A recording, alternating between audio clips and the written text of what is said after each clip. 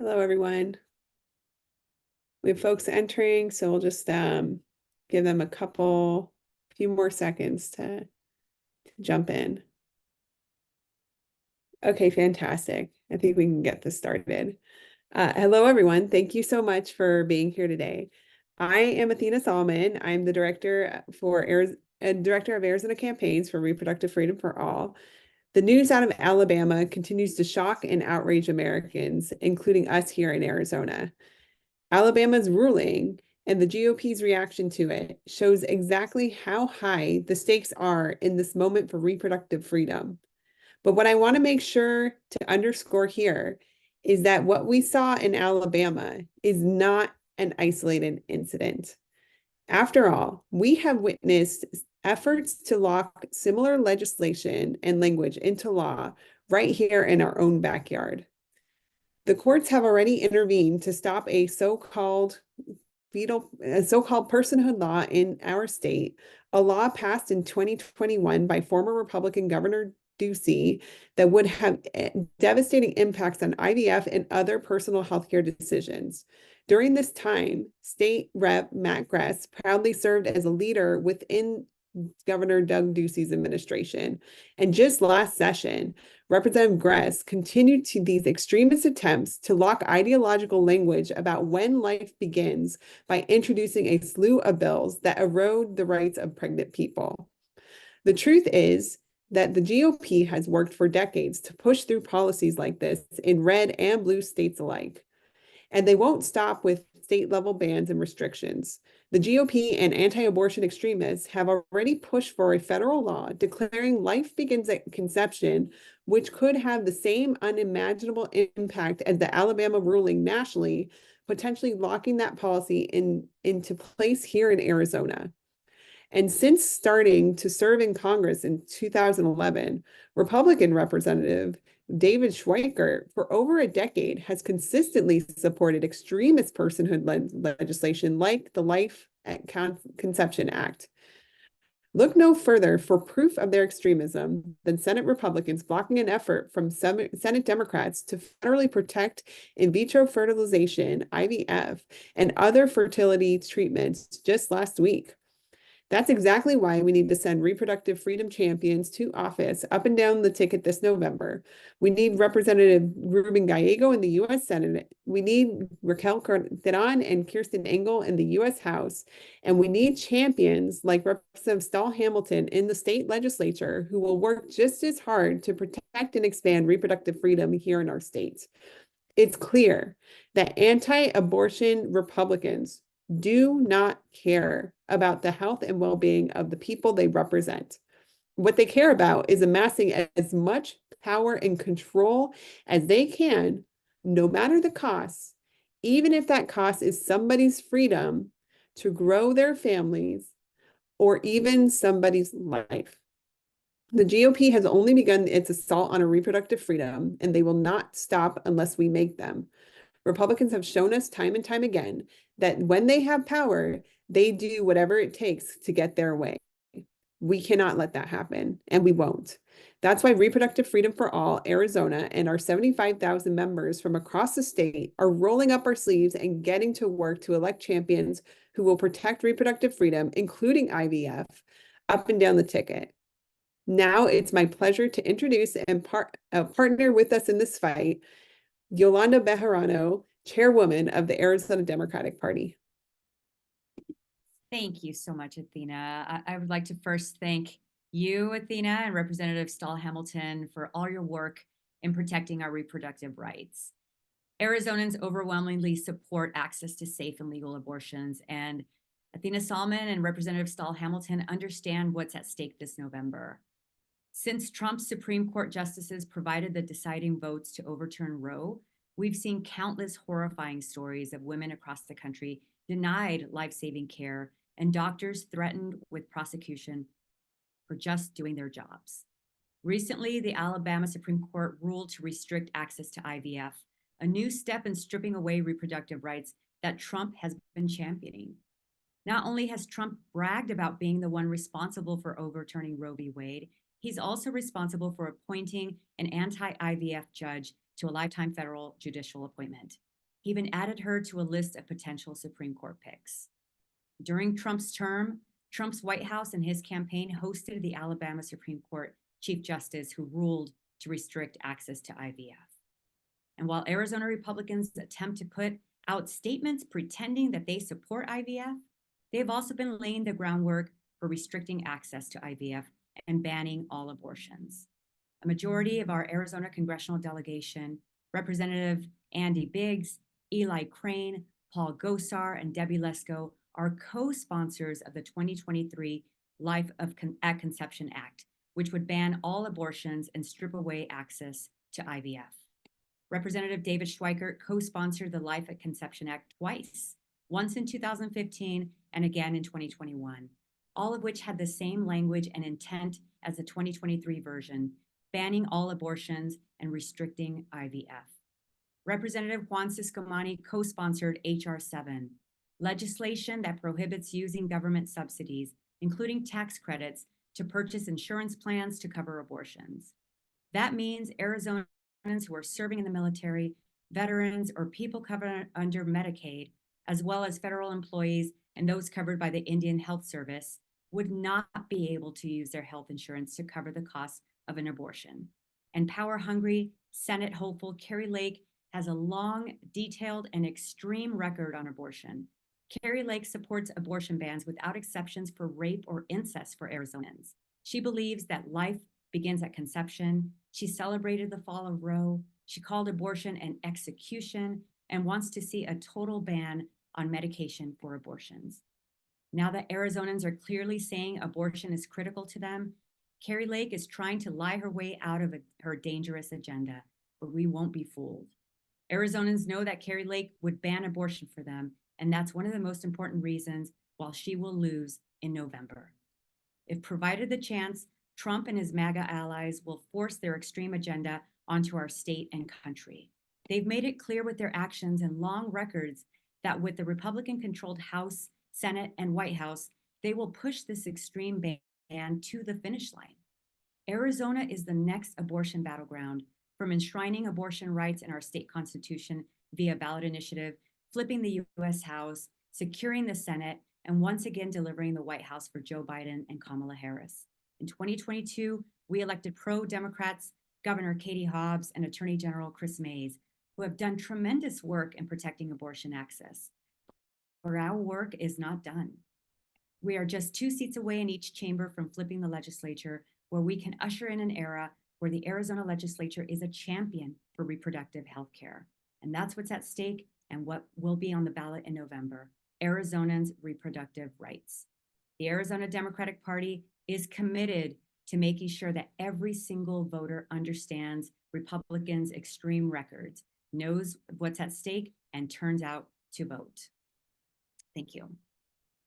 And one of the people who is going to help push us over the finish line this November is Representative Stahl Hamilton. Representative Stahl Hamilton has been working tirelessly in the legislature to protect our reproductive health care and abortion access. And it's my pleasure to pass it over to Representative Stahl Hamilton.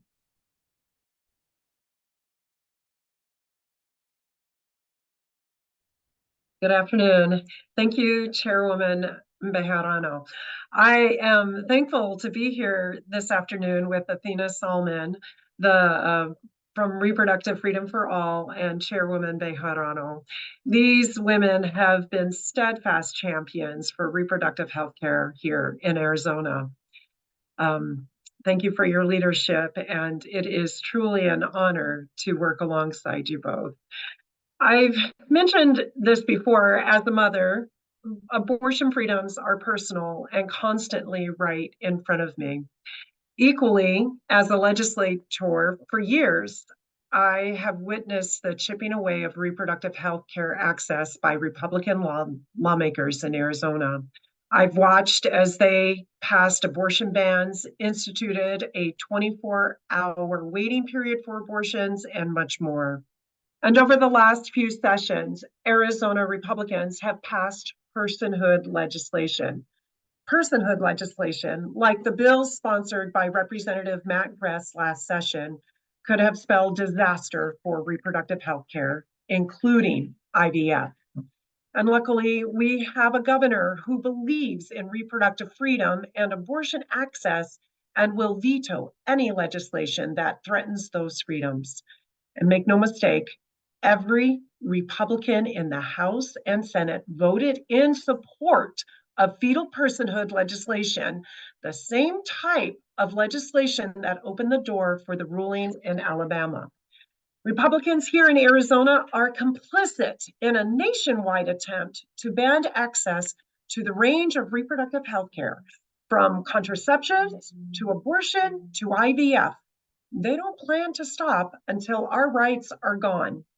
And for the sake of Arizona families, we cannot let them hold onto power for another year. We must flip the state legislature and restore access to reproductive freedom once and for all. Nothing about reproductive health care should be criminalized. But if the Arizona legislature has its way, we could face darker days.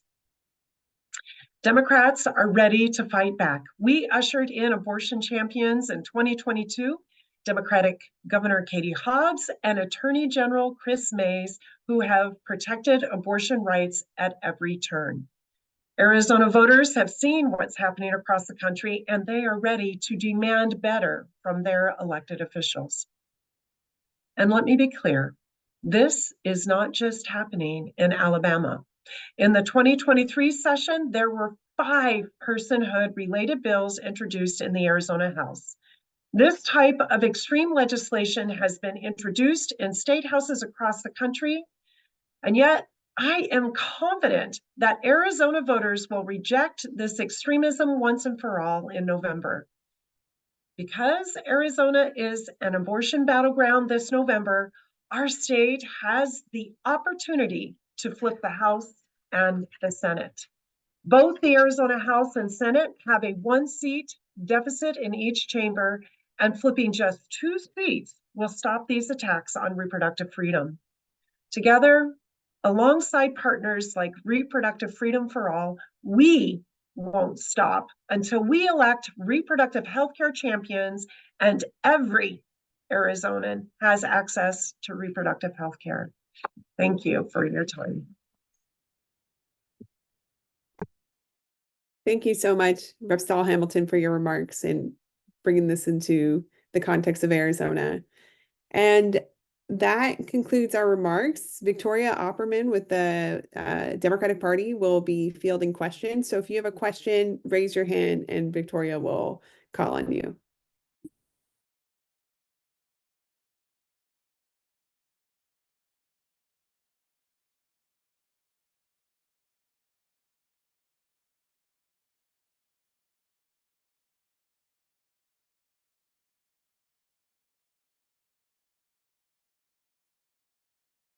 Hi, yes, Cameron.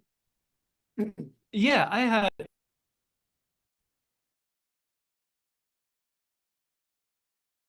the governor, of course, would veto any anti-abortion legislation.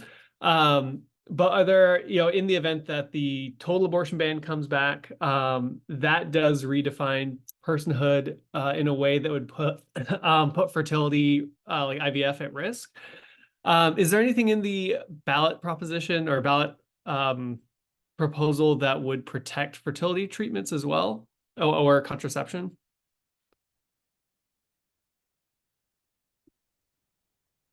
I can go ahead and take that. The ballot measure is enshrining the right to abortion into the Constitution, and so that would supersede any state statute that gets passed. But ultimately, I think this underscores the importance of voting at the top of the ticket all the way to the bottom of the ballot.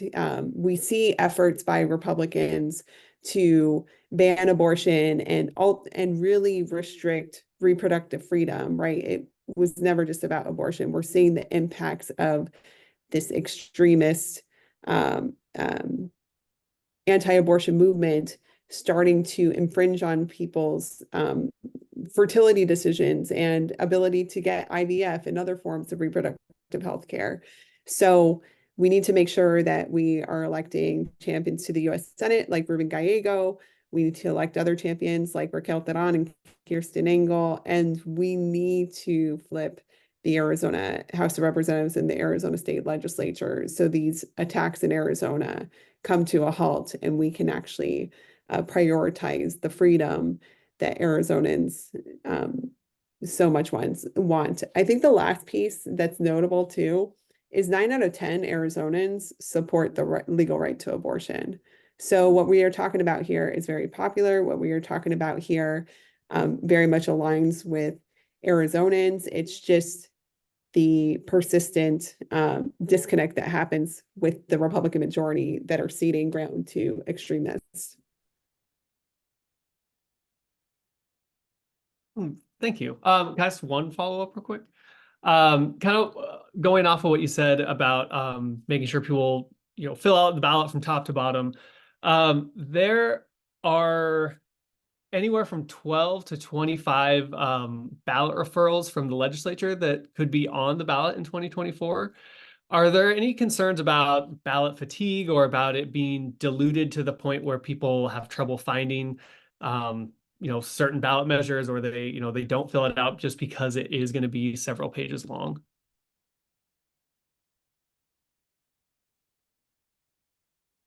I could jump in there. I think the Republicans at the state legislature are trying to go around the process by doing this, sending so many ballot referrals to the ballot with, I think that with their end goal of what you just said, Cameron, ballot fatigue. But it is our job at the Arizona Democratic Party to make sure our voters are informed and that they make informed decisions on the ballot, so we can,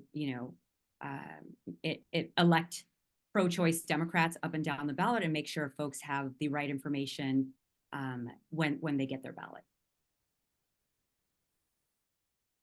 I know, If I can sorry, go ahead, Representative. yeah, piggyback in there. I think before we get to the voter fatigue and assume that our voters are disengaged, I think our voters should be mad as all get out because their representation is being circumvented. The process has been established that both the chambers and the governor vet legislation as it comes through. And this is a shortcut and a workaround to our democracy working for the people.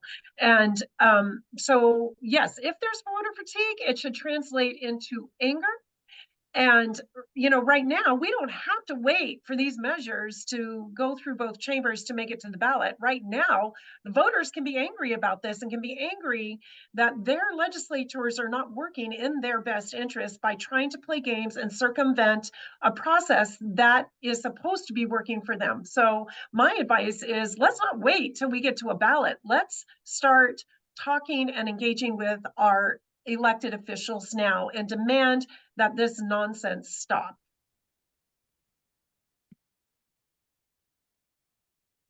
Thank you. Thank you, Cameron. We got a question in the chat from Barbara. Barbara, do you want to unmute and ask it, or do you want me to read it?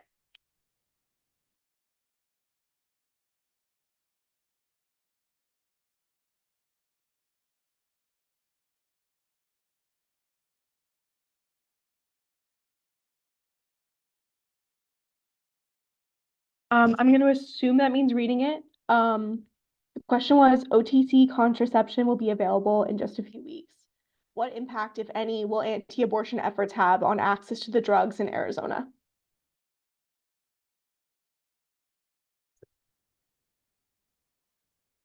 The drugs will be available in Arizona. Barb, are you talking about the lawsuits that are going to the Supreme Court, or was there something specific? No, if you can hear me now. Can you hear me now? You Yeah. can. Okay, very good. Okay, yeah. I was just seeing the news this morning, and there is a drug that's going to be on the market, and I believe one of the places that's going to be carrying it is Walgreens. I would assume it would be available at other places, but that's pretty much what I have in mind. It was just in regard to the fact that this is going to be, available to the masses very soon. And I would think that that would be, at least for the short term, a silver bullet here. Got it. Um, You know, and I think if I could just jump in here, I Yeah. think, you know, it's a good first step for reproductive access, but we cannot take our foot off the gas. We need to protect abortion rights.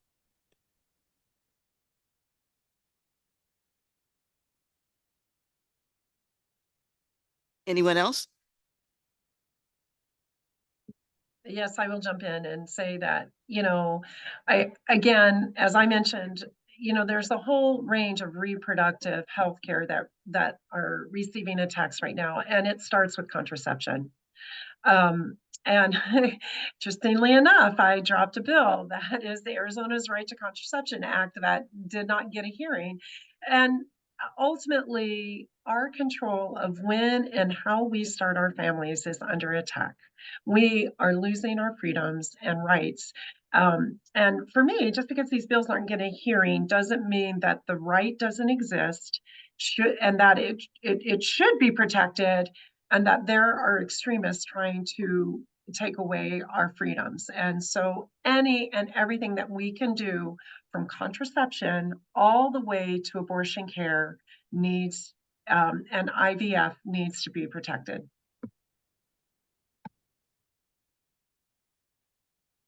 Thank you, Barbara. We have about enough time for 1 to 2 more questions if anyone has any additional questions.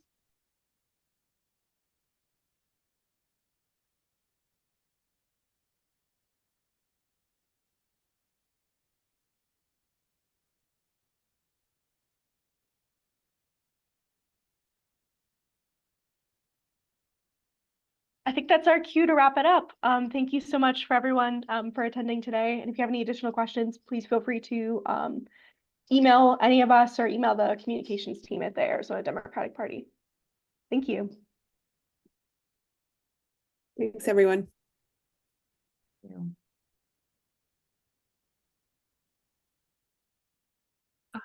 Don't go. Hey, this is recording. I'll call you after.